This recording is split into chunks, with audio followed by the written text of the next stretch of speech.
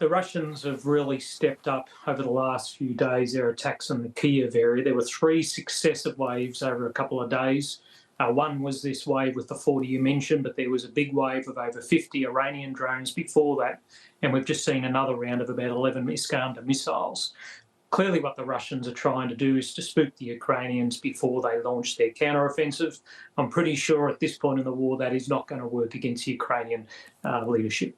And some of the the Ukrainian air defence systems kicked in with some effect. Does that tell you anything about the number of missiles they now have in that particular shield system?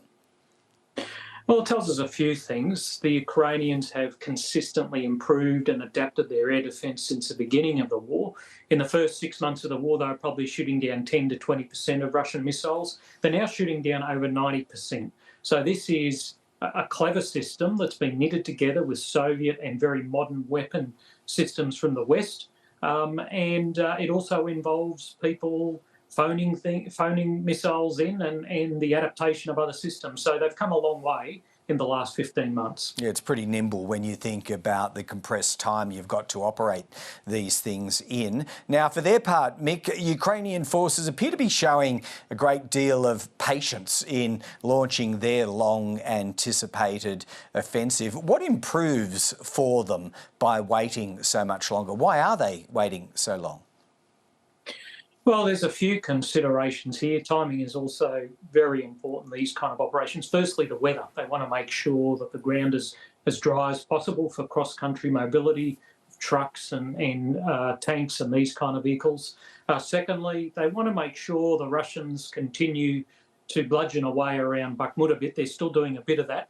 But third, there's a political imperative here. The Ukrainians want to strike when it's best to achieve both military and political success.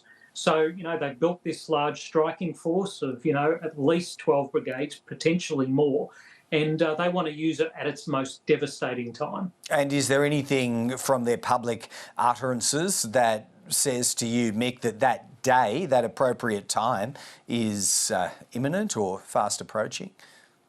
I think they're pretty close. They've been training for a long time. Over the last 6 months, they've been building these new organisations with Western equipment. We've seen a couple of videos from both the President as well as the Commander-in-Chief, General Zaluzhny, that's talked about they're ready and they're about to take back their territory. So, we could see some action in the coming days or weeks. All right, let's bring it over now to its intersection with Australia. A couple of points to discuss here this week, Mick. One is the Wagner Group demands for it to be listed as a terror organisation here in Australia. What difference practically would that make were it to happen? Well, one of the differences, it would mean our country's living by its values. I mean, the Wagner Group has done awful things to African people, to Syrians and to Ukrainians. Wherever it goes, it commits war crimes and atrocious acts, and it should be sanctioned internationally, and I would welcome the Australian government doing so. But at the end of the day, we also want to ensure that it's cut off from its sources of financing and limit its ability to operate internationally. Yeah, that would kick in if they did that. I'm not sure the government has ruled it out. Maybe it's under consideration. Now, Defence Minister Richard Marles, Mick, told us on this program yesterday that clearly he was working up another package of military donations. With that in mind, why have Ukrainian officials, including the Defence Minister, maintained such intense public pressure on the Australian government if, in fact, something is coming down the pipeline? Well, I think it's essentially because we've heard these exact same words from the Defence Minister and other members of the government for months now. We keep hearing we're working up another package and nothing eventuates. The reality is we don't need any more talk on this issue. We need action from the Australian government. And for the last 6 months, they've pretty much provided almost zero support to the Ukrainians as they prepare for this massive offensive. And those demands that or requests, I suppose, that we've discussed before, they're at least twofold. Is that right, Mick? The Hawkeyes still seem to be pursued by Ukraine, and then the joining of the tank coalition. On that second point, what obligations would Australia have to meet if it did join the tank coalition?